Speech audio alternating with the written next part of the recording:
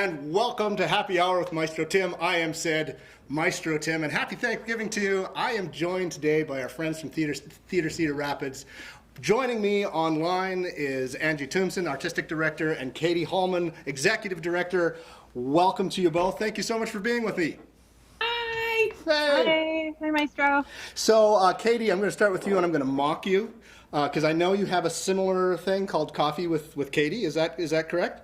Correct. Excellent. So, you see, we at Orchestra Iowa, we kind of like, we hit it a little harder than you do over at TCR, you know. So I'm just saying our happy hours are a whole lot more fun because we just don't, we have more than just caffeine in our arsenal. So I don't dictate what people have in their mugs. Theater hard, but as I said, I keep being pregnant every time we hang out, and so you and I have not properly been able to drink together. So I'll just pretend this is a glass of vodka. Wait a second. I just want to make sure that we don't get any rumors. You say you get pregnant every time we hang out. I want you to actually be a little bit more specific with that statement. No, I happen to be pregnant every time we hang out. So every time we schedule a happy hour, it ends up me drinking water. You see the precision of language, Angie, because this is what this is your livelihood. So we'll get into the trials and tribulations of trying to negotiate this pandemic, but this seems to be an interesting segue. So when in normal times, Angie, when you're directing and you have a script, how hard are you on your actors to speak every word accurately from the script, and how much leeway do you get? Do you allow them for them to go off script or at least paraphrase what's on the page? Oh my goodness, I don't want to answer this in a manner that someone could replay later or share later. No one's voting for you. My God. The right thing to do is to honor the text. Yep. So, that being said, it doesn't always quite work out that way, but our teams and our stage manager is often the one who's watching that the most closely. We want to honor what the playwright has provided. So. Right. Yeah, that's the right thing to do. You know, before we started offline, we were talking about how exhausting this year has been. The layperson who's, seeing the arts from afar, they understand that we're dark. They understand why we're dark. The assumption is we're not doing anything. And yet I would argue that this has probably been the most exhausting year I've ever experienced. So I don't, Katie, let's start with you. Why is it so exhausting, and what are sort of the things that you do behind the scenes that take up so much of your time, even though it doesn't seem to produce any results? Well, thanks, Tim, for that upper. Yeah, that's right. Well, that's why we're more fun at Orchestra Iowa. Start drinking. I mean, honestly, getting pregnant during this time was I questioned the choice. No, we're very excited. Well, I think, innovation at its best can be very energizing. Innovation, when it's forced or thrust upon us by crisis, you don't get to escape the crisis. And so I think that's probably why the stress level feels so heavy, and like we're all just like bargaining and hoping that we can buy a crystal ball somewhere, because we want to be able to instill hope and be able to set solid plans. I think at TCR, we pivoted really fast to digital. We pivoted really fast to continuing to produce content virtually. And that was something that we had the ability to do because of the nature of our organization, working with the performer types we do. But really, we pivoted away from our traditional performances because licensing houses were not ready for us. Oh, interesting. Yeah. So we are licensing our first show that will be done virtually in the spring, and part of that is because we put together a format, we put together a platform and a way of selling tickets and engaging with audiences that didn't fit the formula that licensing houses we're immediately putting out. So we actually just got our first license that we'll be doing a virtual play in the spring. That kind of everything finally came together.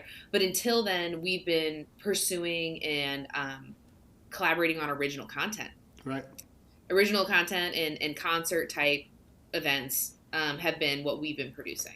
Angie, I'm going to get to that soon, but Katie, can you expand on that? Because I think this whole idea of licensing is an epiphany to people who are not into performing arts. I mean, there is intellectual property rights, and then there's the permission to actually broadcast, and how many people are you going to be broadcasting it to, et cetera, et cetera. Get into the weeds about how difficult and how challenging it is just to do something digitally.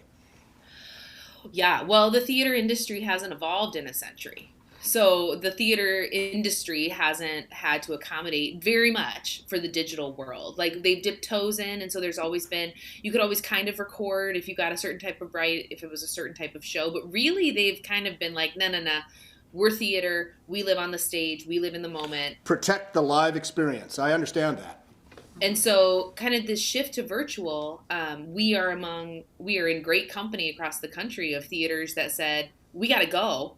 And so we started making decisions in spite of the industry not moving as quickly. Yeah. So yeah, the licenses are different. What we've tried to do is pursue a pattern where we can offer a subscription model that allows subscribers kind of anytime access to shows. They don't have to lock into a time. They don't have to sit at their computer at 7:30 on a Friday if they want to watch it at 10 a.m. on Saturday. Kind of accommodate, and also a single ticket model. And that's really it. It's pretty simple what we've tried to do, but it's been kind of a little bit of a mountain. We think it's simple. Right. Well, we're kind of in the same boat because a lot of the agreements for licensing are national agreements. It's not just, hey, calling somebody up and asking them for permission. Can I do your piece? I mean, there are hoops you have to jump through. And I find it, I understand the reason why it's been so slow to develop, because you want to protect the live experience. And there is money to be lost if somebody can just press record and then watch it later and do how it appears on their computer screen. So there's lots of security issues, but it's really interesting how slow the industry has been to respond to that, even though the need seems to be so immediate. So urgent. Yeah. I mean, SAG-AFTRA, who does film, TV, right? That's the union for actors on film and TV, and Equity Stage Representation Union just came to an agreement in the last week to figure out how to let people do Zoom readings. Well, guess what? People have been doing Zoom readings for 9 months. Right.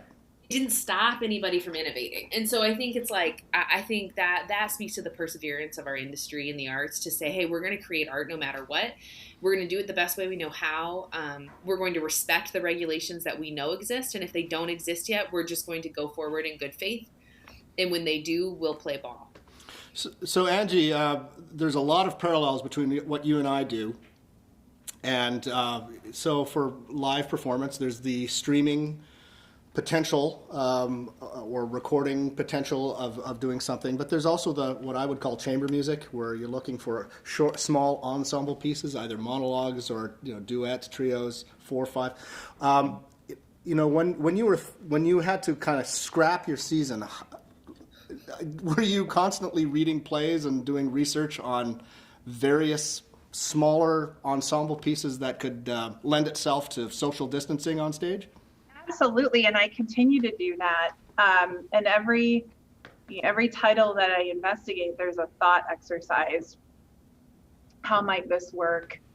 Because even if it's a small team, we still want to protect those 2 or 3 or 4 people. And so it may or may not work. It may be challenging. It may not be as effective. We produced one live event during the pandemic, and that was a production of Conor McPherson's St. Nicholas. We did that in partnership with Bruce Moore. And when I was thinking about the titles that we might present there, I did exactly that. I started with a 4-person play, and then I worked through it in my mind, worked it, and I basically whittled it down to this has to be a solo show. That's the only way. to of course then I added a dancer, but they were apart. She says as your cat comes in on screen, like, perfect. Yes. That's not the dancer, but but yeah, it's and as we move forward, continuing to do the same thing. The solo show allowed us, certainty that we were creating a safe environment for our team as well as the audience. How much of that came from your own knowledge of the repertoire, and how much doing research you've discovered things that definitely doing tons of research. Connor McPherson, I was already a fan, so I know he's a great solo storyteller, and so that was from, I guess, my own repertoire of knowledge. But I haven't spent a lot of time considering solo plays. Right. And so there's a bunch that I know of or hadn't even heard of that I've been kind of cycling through. And then now I'm looking at 2-person plays, smaller cast, thinking like, well, what if 2 people in the same household did this, or, different ways of slicing it. So yeah, it's definitely lots of research going on. Yeah. And the anecdotally, like a fun behind the scenes story about our Bruce Moore partnership. I mean, our organizations are of similar age. Folks who lived at Bruce Moore participated at the Community Theatre Cedar Rapids when it was being founded. I mean, we have a lot of shared history. So that partnership is really strong and robust, like it is with Orchestra Iowa. We had been planning to do a totally different show at a different time in the fall, a month earlier, on the amphitheater stage. And kudos to the Bruce Moore team, because when the derecho happened and they endured such intense damage, we figured we're not going to be able to do a live show. And they were able to come back to us. But I mean, Angie had to pivot so fast, because not only did our community face the derecho, but we saw increases and changes in the virus in a quick second. So we went from doing a multi-hand show, multiple performers on a huge different stage, to doing a solo show in the courtyard for a different number of people. It was like, it was so impressive. The team was so amazing. And Angie, leading the creative thought behind, okay, what the heck can we do and how fast can we do it? So, and Bruce Moore was amazing. Hold that thought. I'm going to check our chat room to see if anybody's watching. Oh, was I supposed to refresh this? Oh, okay, I'll have to refresh this here to see what's going on. Okay. Oh, okay. Kathy Varney, you're always good to us. I think as soon as this COVID is over, I think Kathy's going to like spend years every day out just like going to theater and going to live music. Jeanette Welch, of course, happy Thanksgiving to you too. Randy Reynolds, also one of our long-term supporters and follows us around everywhere. Oh, Luscombe 8 tonight. Oh, very nice. A modified gimlet. See, I can always count on my people to come up to happy hour and not have coffee. But sorry, was that my outside voice? Sorry, I am just going to be merciless on this. Coffee with outside voice. So production, because it's so if you have to pivot, how long does it take for you to go from an idea to execution? Because what I find so exhausting about this is the conversations that we're having today are assessing what the virus is doing now, and we're trying to predict what the virus is going to be like in a month, in 2 months, or whenever, because our production schedule is at least a month to 2 months before we can pull the trigger on anything. So, yeah. in the work that you're doing, first of all, in a normal year, how long is your production schedule, and how is that different from this year now? Okay, so in a normal year, we are planning months out, especially for the large musicals. There's a lot more to think about, to consider. So we're designing, having meetings, etc. And then we cast and we begin rehearsals probably about 8 weeks, sometimes 10 weeks out. So we've got a lot of ramp up time to get a team together, get the production team. In this time, gosh, I don't know. It's a good question. It seems as though we've made decisions and then needed to quickly act upon them.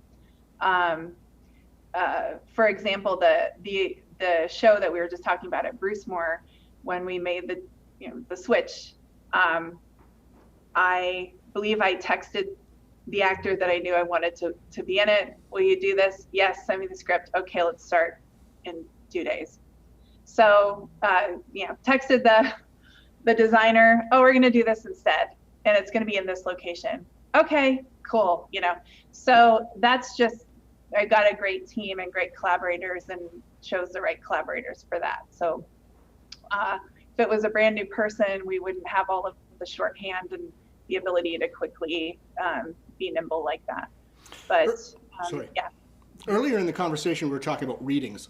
So for non-theater people, what's the difference between a reading and an actual production? A reading, the Zoom readings, and there are so many of them. Our theater community is just like bursting with readings every single night. That's how everyone's staying engaged and connected, and I think it's great. It's wonderful. But they're reading a script aloud.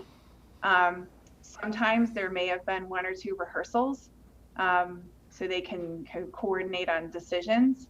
And sometimes they're just reading it cold. Sometimes someone's reading the stage directions, which are part of the text, explaining the author's intent for where you might move or the environment. And other times they're making an attempt to kind of dramatize that over Zoom. Those are not, official productions that need to be licensed, unless the ticket's being sold for it. And I'm not seeing a lot of that happening right now. What we're seeing is either they're producing in the virtual space, whatever that means, or they're getting together over Zoom like we are right now, and they're playing different characters, interpreting over Zoom. Well, Katie, we have to get through this year, and we got to pay for it. So this is where you come in. So talk a little bit about the arm wrestle between the artistic and the business end of things, because I'm sure the conversations that you and Angie have are very much the same conversations I have with Jeff, my executive director. Yeah. I think, Angie and I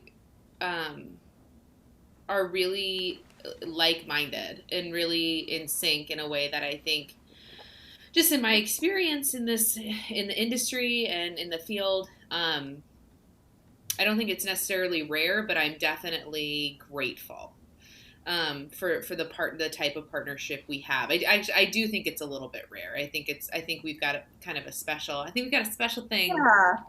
Yeah. So Angie and I are really in lockstep, and I think a big part of that is that I'm an artist at heart. She has a wonderful business mind. We both have expertise in each other's arenas. And so we're able to kind of play specific roles. I think as we looked at this year, the first thing we needed to answer is, how do we stay in service to our community as a nonprofit producing arts organization? How are we going to stay in service? What art can we produce, and how are we going to do it, and where are we going to do it?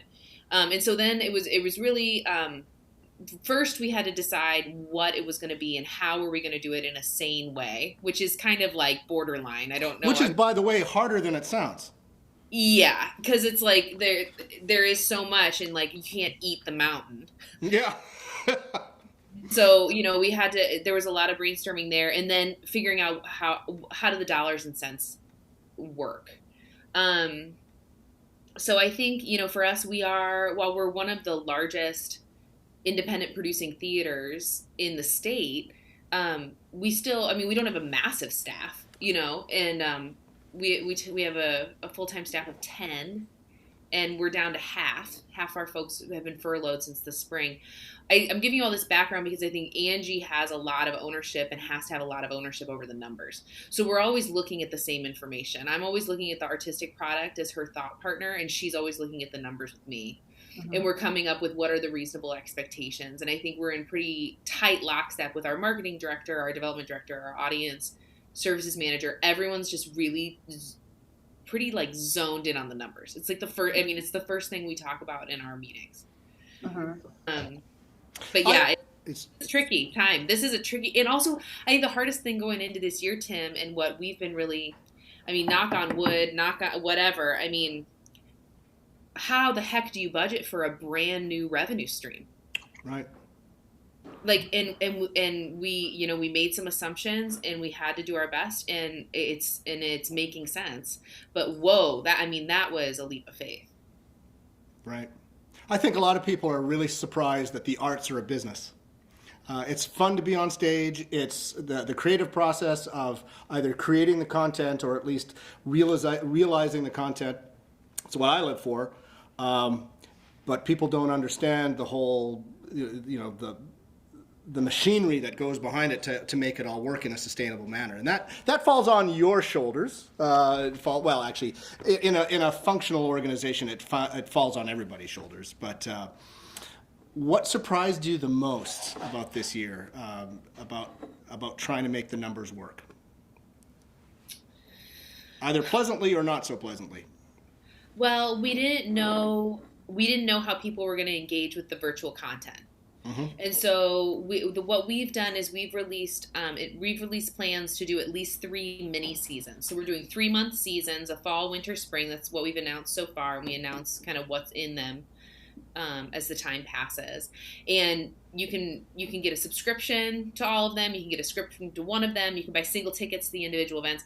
And we really had, even though we had kind of beta tested ticketing virtual stuff in the spring and summer, we didn't know how people were really going to engage. So I think that's been interesting and good. It's the way that audiences are engaging with us shows a lot of loyalty and a lot of excitement.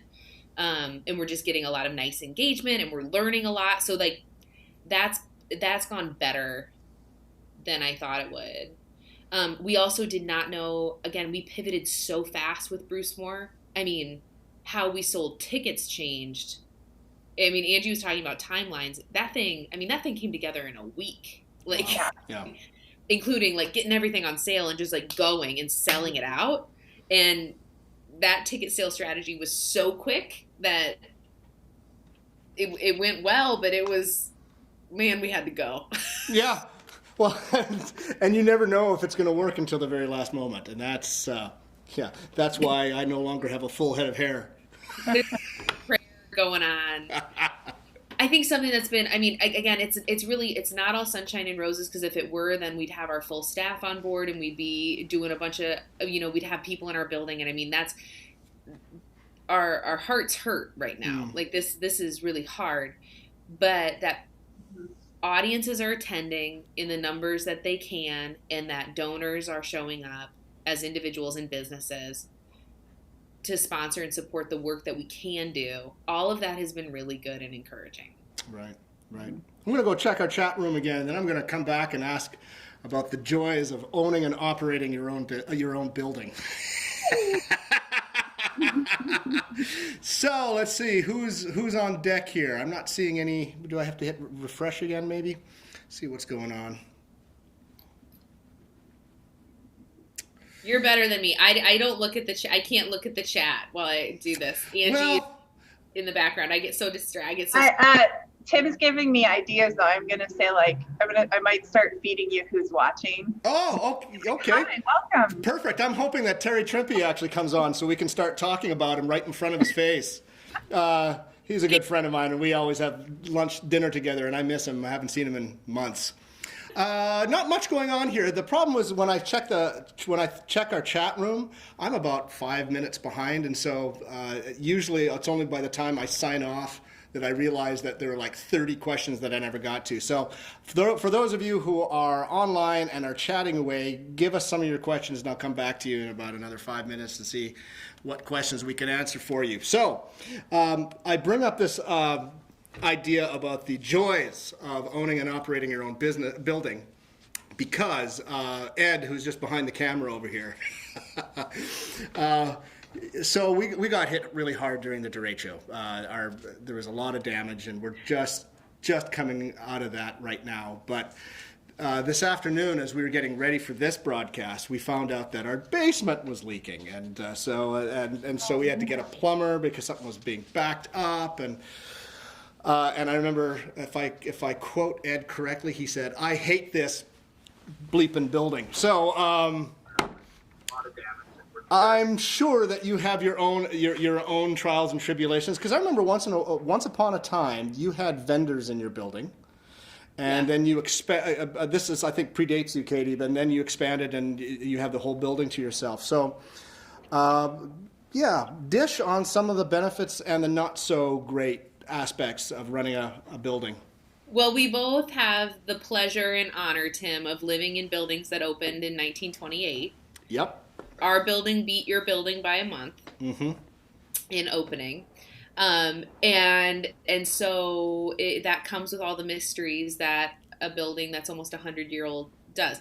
I will say, as in my career as a theater manager and producer, I have actually had to work under conditions where I was either renting or in a funky condo agreement with a restaurant and sharing a facility. So having your own facility that is yours alone with no one else living there is far superior than managing not being able to be in your space all the time. So like, for any complaint we have that we could walk into our building at any time and just do a show at any time if we just decide to, I mean, that is an amazing privilege. And like, so I wouldn't trade it for the world.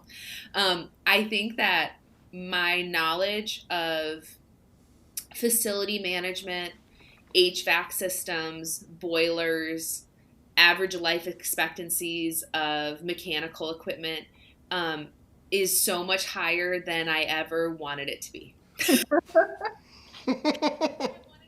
And it makes me nuts. And it's, you know, what drives me bonkers, and Angie and the whole team are just great. Cause often cause we're small staff and operations like that fall on my shoulders. I mean, I often go back to them like, I don't know how this works either. Like, you know, right. I don't know, you know, we all have to like temper ourselves and be like, right. It's, this is a labyrinth. It's a labyrinth, and it can be a pain. We fared pretty well through the derecho. We have damage, and it's, managing. I mean, I'm sure, as Jeff will tell you, it's like managing a folder of contractor calls is like. It's right up there with a root canal. Everyone's so nice. Like, I mean, we live in a wonderful place, and everyone's lovely, and like we have great vendors, but I mean, just take home ownership times 1,000, and then you might be like grazing the surface of managing a 50,000 square foot thing. Behemoth. Yeah. Bless her heart. I would trade her for the world with all the water and everything. Water came in a brand new place recently. It always does. That's the problem with water.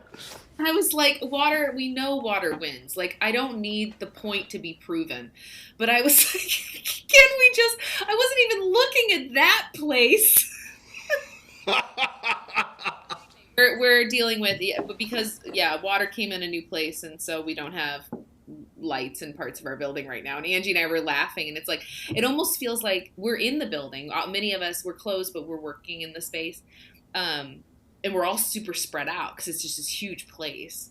And we have our own office areas. And we'll be like, gosh, it feels like now that it's quieter, more things are going wonky. Mm-hmm. Yes, I agree. Or maybe they just seem bigger because they occupy a bigger space in our lives this year. I don't know. Maybe also we're used to a little bit of privilege because like when our buildings are in high operation, like we get stuff fixed fast. I mean, like we are high on the list. Like we call people and it's like, hey, we got 600 people coming tonight. We got to get this light on. We're top priority. You're on it. Yeah. Close. Oh God. Yeah. So, So we were talking about running a building, and I was actually going to go somewhere with this, and I completely forgot where I was going to go with it because I was too much enjoying my beer.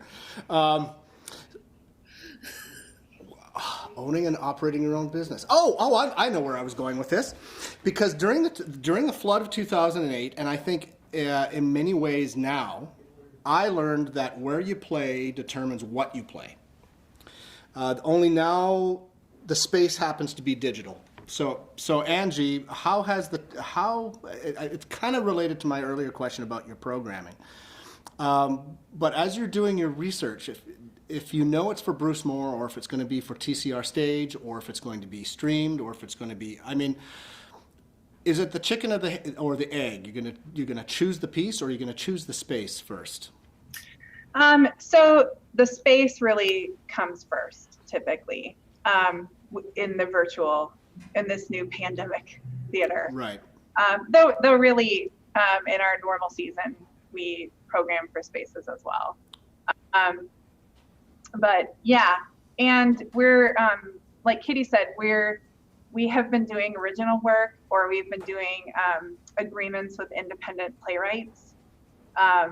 And so we actually haven't, our kind of traditionally licensed work, we'll be doing that in the next few months. But we've had this kind of, I guess the benefit is, there's kind of a breezy experimentation that's totally acceptable right now, because no one knows how to do this right. We're all just trying to figure it out and Right. cut a new path, and we're learning as we go.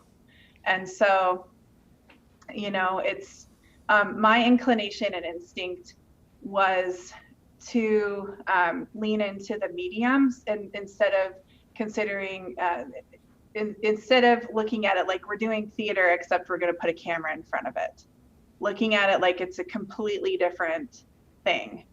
It's not a movie.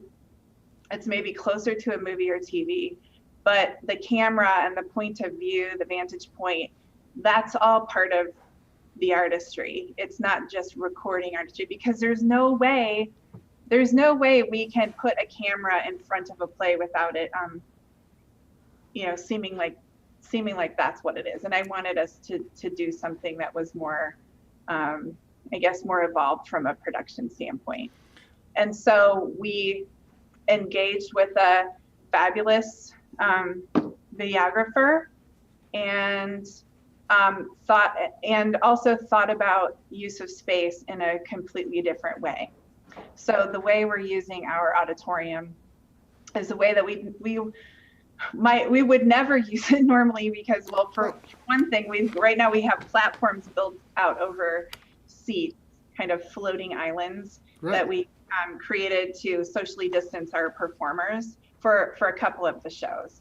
And then another show, we're using our set that was abandoned when we had to walk away from our production of The Humans in March. But all of it's, yeah. So did I answer your question? Yes, you did. Because actually, but I was also curious what you meant by original content. Are you talking about local playwrights or what? Yeah. Yeah. So we've done the cabarets, and those are not original content. Right.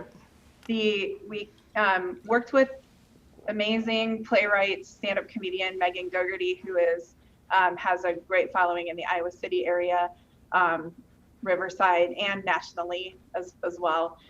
Worked with her. She created a piece specifically for our mini season, for our space. So that was extremely special.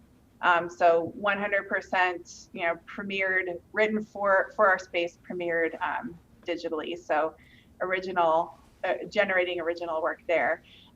We're working with a playwright that I have a great relationship with, Jennifer Fawcett, who was a part of Working Group Theater, had been based and considers themselves to still be based in Iowa City, but now they're in upstate New York. But they built a piece that Hansher commissioned a few years ago. And so I reached out to her and said, could we do that? And she said yes. And that's the benefit of, the handshake deal with, which right. which isn't, so original work, but it's definitely, it's published in a different way. It's already had a whole national tour and it's won awards and everything. So that would not be work we're generating. It's work that we're going to adapt for the virtual space. And the exciting thing is she's also an experimenter and knows that we're adapting this piece in this time. It's a piece that's about cyber bullying, and we're going to do it in the virtual space. So she said there might be an opportunity to even evolve the content. So there's something exciting about that also. Right. And then we've got our concerts as well. Yeah. Is an original piece, our holiday show that opens on December 11th. Oh, yes. Yes, we have to talk about that. That's inviting, it's being curated by a local creative and writer, Joe Link, and he's created the framework, and then we've invited people to tell. It's a storytelling series. Mm-hmm. So that is local. So we have been focusing, I think our focus has been more local than even normal for us, which has been lovely to highlight those relationships. How difficult was it to manage your building in terms of seating capacity? And talk about the learning curve with Lynn County Health and ticketing, because I'm sure that was not a smooth ride. Just by analogy, I'm right next to the Paramount. That seats 1,600 seats, and I think at the end of the day we can only fit 500. Is that right, Ed? Yeah. So those are just numbers, but it's not just about reducing audience size. It's spreading audiences around. So talk about the challenges of ticketing and diminished audience capacity in this theater. Yeah. Oh wow! It sounds like I got one of your favorite topics. Great. Yeah.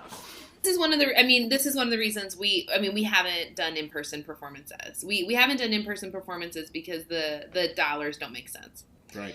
And we can't quite figure out how they can make sense. The challenge that we're all living through in our state is that the guidance from the governor's office does not align with the guidance from the county health department at all times.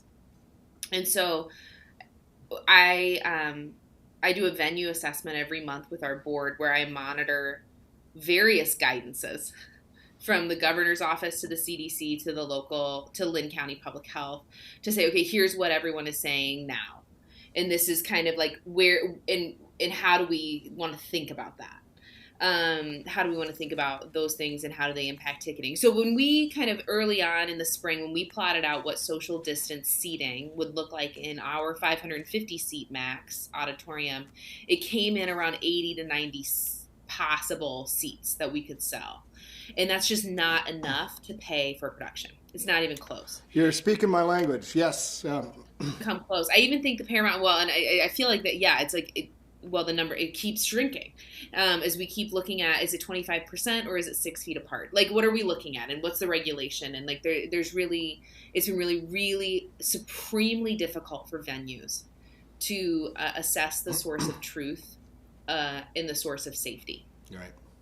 So then, that doesn't even take into account what the heck the performers are supposed to do. And how far, and what are they supposed to wear, and how are they supposed to mask or unmask, and where are we supposed to put them? And then it also doesn't take into account bottleneck points for performers and audience members. Right. So when I talk to peer theaters around the country, producing venues, there's just such a wide variety of policies to have concessions or not have concessions. What type of concessions? How do we do concessions? Where are our bathrooms? How do we, just with one person per bathroom, and do we open more bathrooms? Who's going to police it? That's you shall not pass. Don't hire bathroom attendants regularly in your venue, then how are you thinking about cleaning in between? So all of these things translate, as you know, to increased overhead. Right. And decreased revenue. Like, right now I just feel like we are in an impossible position of losing money across the board and potentially putting people at risk. Yep. Yeah, I think you eloquently just described the daily conversation we have here at Orchestra Iowa. That's It's like chasing our tails sometimes. You continue to look at the scenarios, and you continue to evolve and say, what does it look like if, when, and what's our pain threshold internally for pushing this possibility. And then you think about, and we were talking about this before, you think about the urgency of hope and wanting to be beacons of hope and possibility. But none of us want to open and then close down. Right. That could be devastating. I'm going to check our chat room one more time, and then I've got a really heavy question for both of you on the other side. And right. Okay. Let's see what's going on here. Kathy asks, are you optimistic about a 2021 season or just waiting to see how this dang pandemic goes? I'll let either of you take on that question. how do you feel today, Angie? I by the way, Tim, I already answered. Someone asked what my cat's name was. Oh, good for you. Angie's so good. Yeah. I am optimistic we'll be doing something. Me too. Yeah. I suspect come September, I think next year is going to be very close to a normal season. Not quite there. But this actually dovetails into the question I want to ask you. Have you thought, does this mean you will be asking members of your staff, your audience, and your talent to have proof of vaccine next year? Gosh, something came up recently, I think in another meeting I had. And it's the first time this is the second time I've been asked this in the last week, Tim. This is so funny. And my reaction was the same. I hadn't even thought about it. And my thought, that's impossible. My reaction was, that's impossible, because it's just like, remember at the beginning of the pandemic when like things were opening and you'd have to fill out a checklist to say like, I've done all these things. Right. Or I don't have a cough or a fever and I haven't been exposed. Right. And pretty like within a week, people are just like, oh, I know how to answer this to get through. Right. No, I'm fine. No, I'm fine. And it's not that the screening isn't well-meaning. It's just that I don't think we're getting accurate information. Yeah. It's the same thing about if you reopen, when you look at all the overhead costs, like some venues across the country are, and even in our state, are doing temperature checks. Right. And we're even finding out that maybe that's not even, we don't even know. Is that the thing to do? I don't know. Sorry. Vaccine check? And I mean, do you vaccine check before you let someone perform? Or is that a different? I mean, these are great questions. I just somehow think where the airline industry, so too will we. Because that's a great point. Yeah. And I don't know what that looks like. That, you stamp your passport or you get flash a card or something. So I don't know. And I'm sure that was not only is that a difficult conversation, but it's also really hard if you have to confront an audience member or a patron saying, hey, is this something that you as a business manager are willing to do? Yeah. Oof. Yeah, my instinct, but I mean, like I ask, when you know more, when you know better, you do better, right? And so, but at this phase of this question coming out, my instinct has been no. That's not going to be that's not going to be anything that we're going to be able to implement, nor is it something that we can't implement it, and I don't know the ethical. Right. I'm not certain of it being sound. Right. Yeah. Regardless of my personal beliefs, it's just a mess. I mean, my gosh, it's crazy, and I'm really curious. I'm looking at film and TV too. Speaking of industries, I mean, really, fortunately, I mean, we have friends in our circles, and we talk about this a lot, who work for, they work for HBO. Right.